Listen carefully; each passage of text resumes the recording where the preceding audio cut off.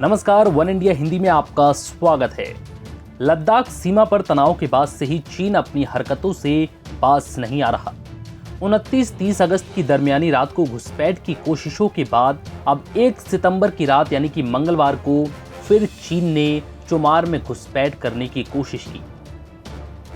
लगातार चीन एलएसी पर घुसपैठ की कोशिश में लगा है, लेकिन भारतीय जांबाज भी लगातार चीन को उसी की भाषा में जवाब देकर खदेड़ रहे हैं। बावजूद इसके चीनी सेना नई नई चाल के जरिए लगातार भारत में घुसपैठ की कोशिश कर रही है। बीती रात भी चीन ने एक बार फिर इसी हरकत को दोहराया। ड्रैगन ने मंगलवार को चुमार में घुसपैठ की कोशिश की। हालांकि भारतीय जवानों को देख चीन के सैनिक वहां से उल्टे पांव भाग गए।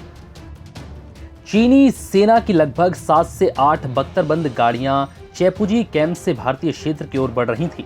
भारतीय सुरक्षा बलों ने भी घुसपैठ को रोकने के लिए वाहनों को तैनात किया। भारतीय जवान चीनी सैनिकों की किसी भी तरह की घुसपैठ को रोकने के लिए हाई अलर्ट पर हैं। इससे पहले सोमवार की रात को चीन के सैनिकों ने ब्लैक टॉप और हेलमेट टॉप में घुसपैठ की कोशिश की। चीनी सैनिक अंधेरे का फायदा उठाकर भारतीय क्षेत्र में घुस रहे थे, लेकिन भारतीय सेना के जवानों ने उनकी साजिश को नाकाम कर दिया। चीन ने 29-30 अगस्त की रात को भी घुसपैठ की कोशिश की थी और इस बार भी भारतीय जवानों ने उसे नाकाम किया था। बता दें कि भारत और चीन के बीच मई के शुरुआती दिनों से ही तनाव की स्थिति बनी है।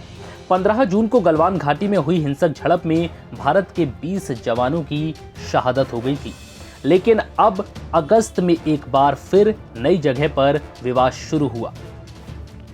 पहले जहां पर विवाद था, अब उससे अलग हटकर पेंगोंग झील की दक्षिण तरफ विवाद आ गया है। चीन की हरकत पर प्रतिक्रिया देते हुए विदेश मंत्रालय ने मंगलवार को कहा कि भारत और चीन के बीच तनाव बढ़ गया था, क्योंकि 29-30 अगस्त की रात के बाद चीनी सैनिक ने सोमवार की रात को भी घुसपैठ की कोशिश की। विदेश मंत्रालय के प्रवक्ता अनुराग श्रीवास्तव ने कहा है कि तनाव को कम करने के लिए सैन्य स्तर पर बातचीत हो रही है, लेकिन इसी बीच चीनी सैनिकों ने घुसपैठ की फिर कोशिश की। अनुराग श्रीवास्तव ने कहा है कि हमने राजनयिक और सैन्य माध्यम से चीन के सामने ये मामला उठाया है। वहीं चीन से जारी तनाव के बीच रक्षा मंत्री राजनाथ सिंह ने भी उच्च स्तरीय बैठक की, जिसमें विदेश मंत्री S Jaishankar, NSA Ajit Doval, CDS general Bipin Rawat और सेना प्रमुख शामिल हुए। ये बैठक करीब 2 घंटे चली। सीमा पर भारतीय सेना को चीन की हरकतों की जानकारी पहले से थी। भारतीय सेना की special operation unit Sikh light infantry ने 29-30 अगस्त की रात को चीन की साजिश को नाकाम किया था। फिलहाल इस वीडियो में इतना ही। नमस्कार।